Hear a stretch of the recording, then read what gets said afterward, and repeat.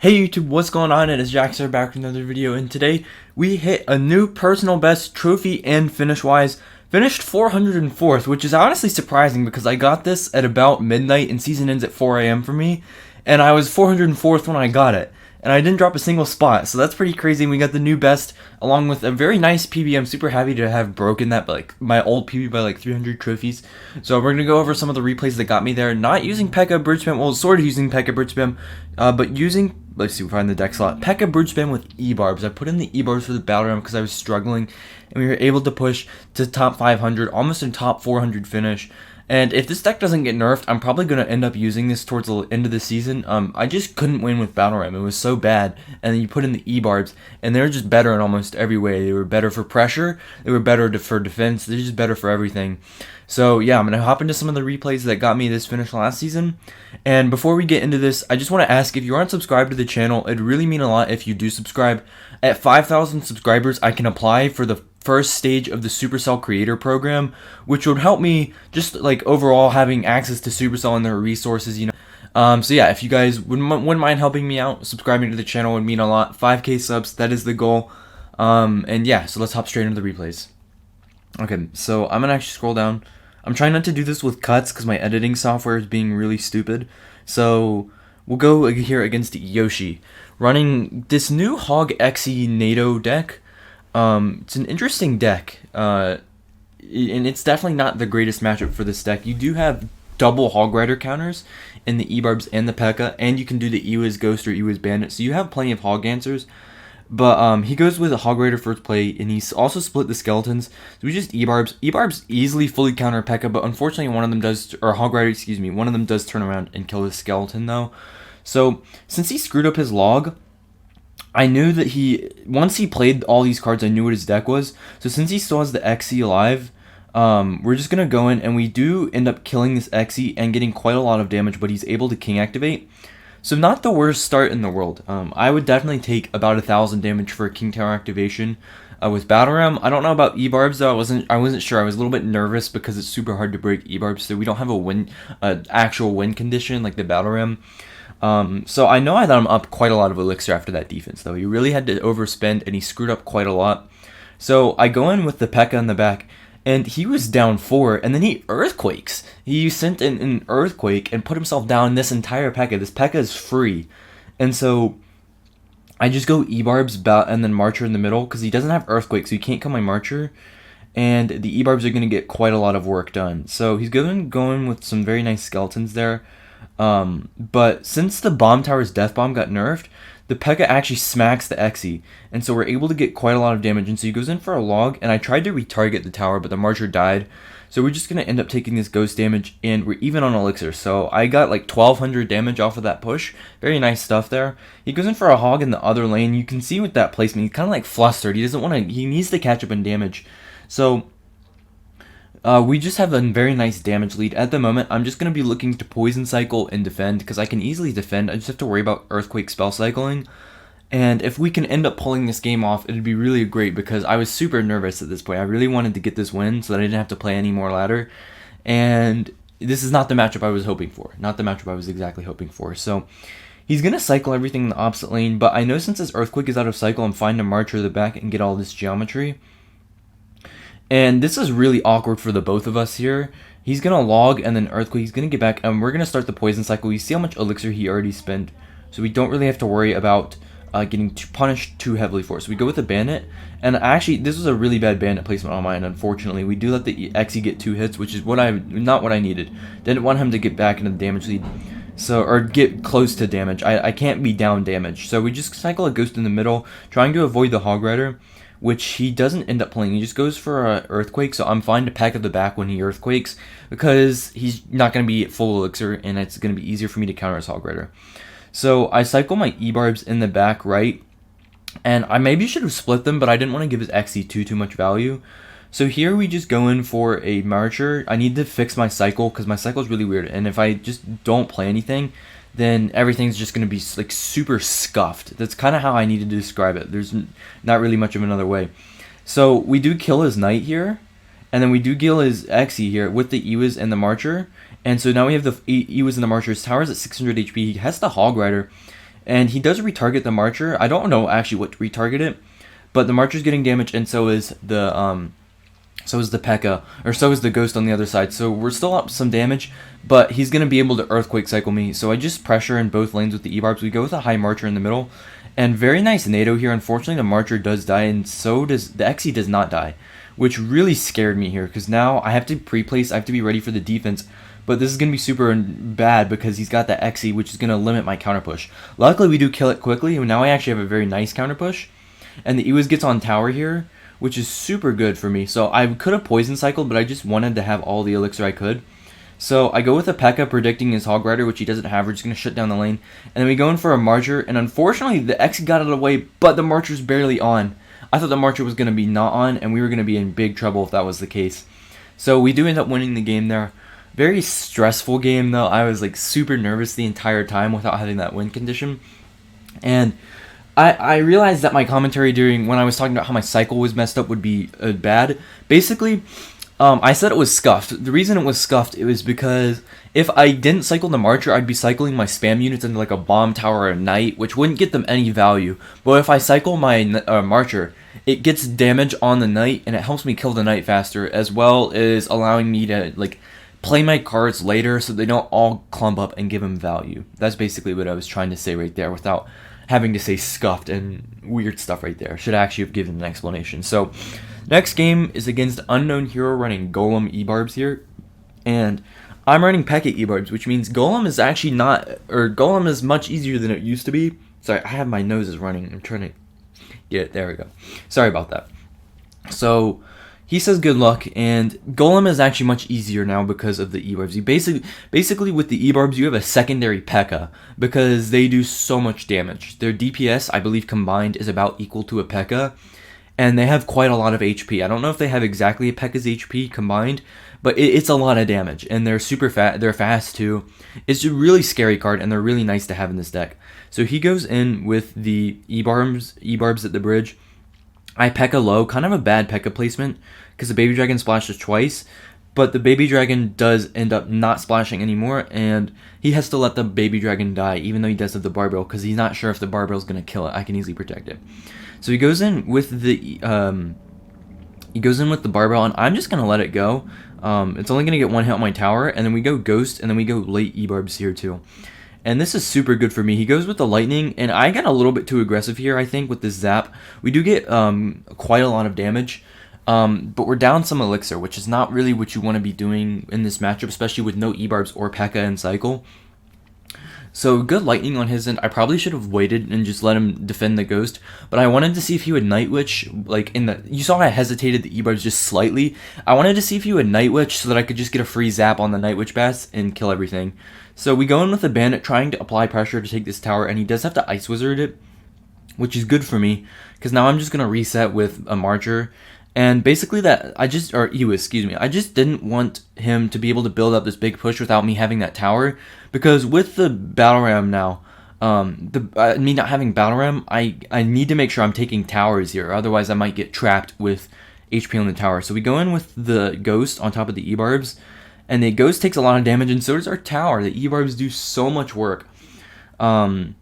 Here, I really can't make a play, because he's going to be able to kill my Ewis, and luckily the Ghost does get a splash, and he fails a prediction on the Marcher.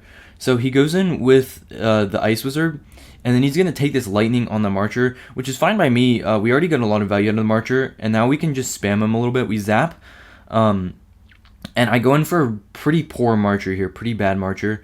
On top of the Ebarbs, it really doesn't get any value. But I'm going to protect my Marcher with my own Ebarbs again, and it's not going to do too much. But he does NATO and then whiff his Bar Barrel, which is really nice for me because now he's a little bit too low to Lightning. So I'm just going to Ewis really high so that he can't get a good Lightning, and if he does, it's an overcommit. And then we spam with a Ghost and a Bandit, and he tries to Night Witch, but the Ghost is actually going to get on tower, and then we can Zap, and we walk away with the win right there. So very nice pressure. We just realized he didn't have much Elixir, nor did he have Ebarbs and Cycle. Oops, I didn't mean to play that again. And we were just able to get the good punish off. I played the Ewis high so that he wouldn't Lightning. I was worried he's going to Lightning all those units, but that's fine because it would have given me some more time to reset. And actually, I'm out of replays. So I guess we'll go and play a live game. We'll play a live game with Pekka Ebarbs here. Alright, so we're going to play a game here against Super Lasagna live game, since I ran out of replays. I really didn't realize before recording that I didn't have those replays.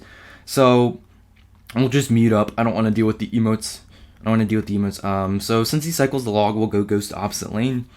Not really a reason to go opposite lane other than I just don't want to give him counter push on that. So he cycles an Earthquake, puts himself down 5 elixir. He still has to counter this Ghost, even if it's with a NATO to King, which it looks like it's going to be, unfortunately.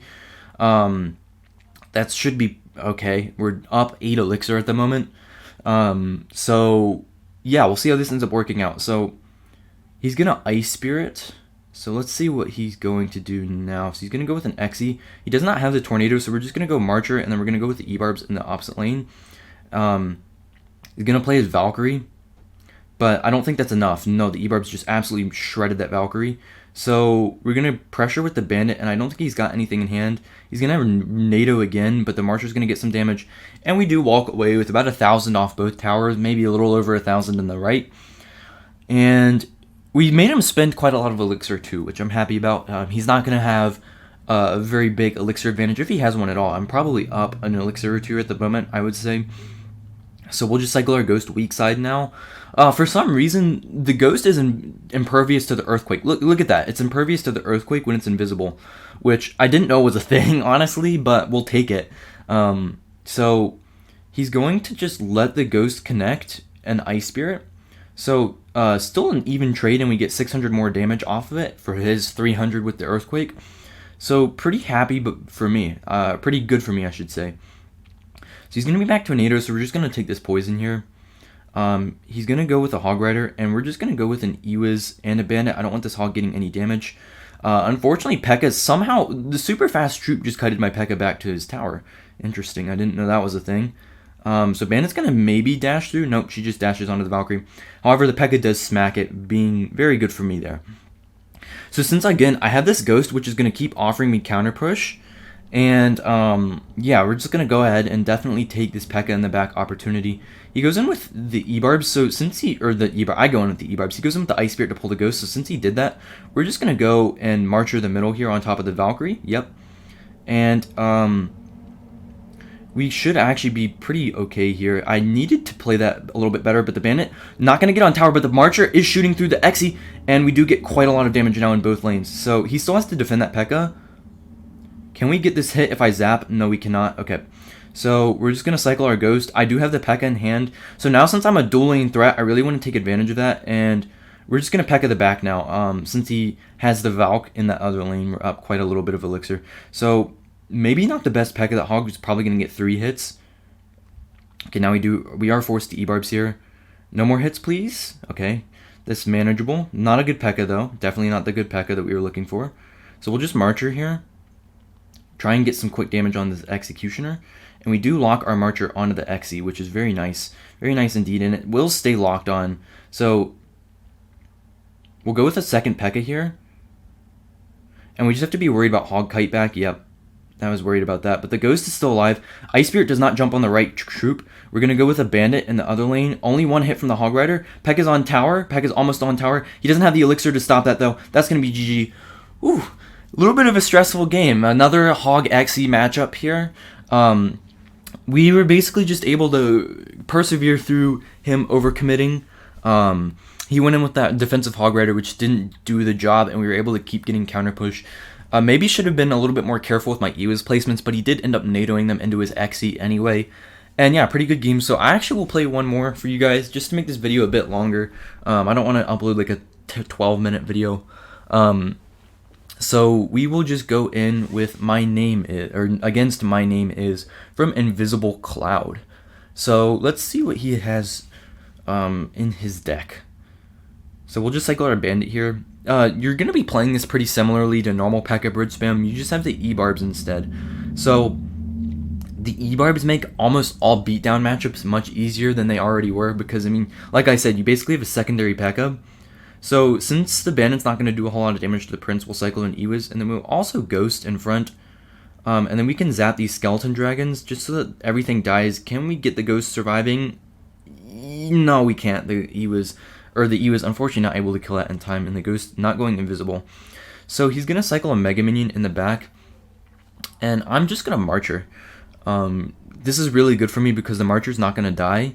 And it looks like he's going to try and go in with a Night Witch. So we're just going to let this Marcher go if he Golems here. And does he Golem? That is the question. It looks like he's not going to. So we'll just Ewiz in the middle. Kind of a bad Ewiz. It's not really going to do anything to the Night Witch. And he goes with a Golem, but the Bomber is going to go in front. So I would say that's pretty good for me. So we'll just Pekka low. Kind of a weird Pekka placement, but I wanted to make sure the Bomber crosses the bridge and dies. So we do have the Ebarbs now. We're going to wait for the Prince to lock on. And actually, he's going to go in with the Mega Minion. So I'm not going to Ebarbs because they would just die. And I think the Pekka can get the job done, hopefully. Okay, Tower is on the Prince, and the Poison Zap does kill a Mega Minion. So we take quite a lot of damage, but we are also going to have this Ghost coming back at him. And I think this is pretty good for me. So we're going to wait just a second, and now we're going to Bandit. If he tries to King activate, it's not going to work. But he is going to play a Night Witch and a Bomber. So quite a lot of Elixir spent by him. And I don't think he's going to have a great answer to Ebarbs. Unfortunately, double Elixir did hit, though. So we're just going to go with a Marcher off to the side. And yeah, so he does Golem. So now we're going to go in with the Ebarbs here. He doesn't have anything to kite those.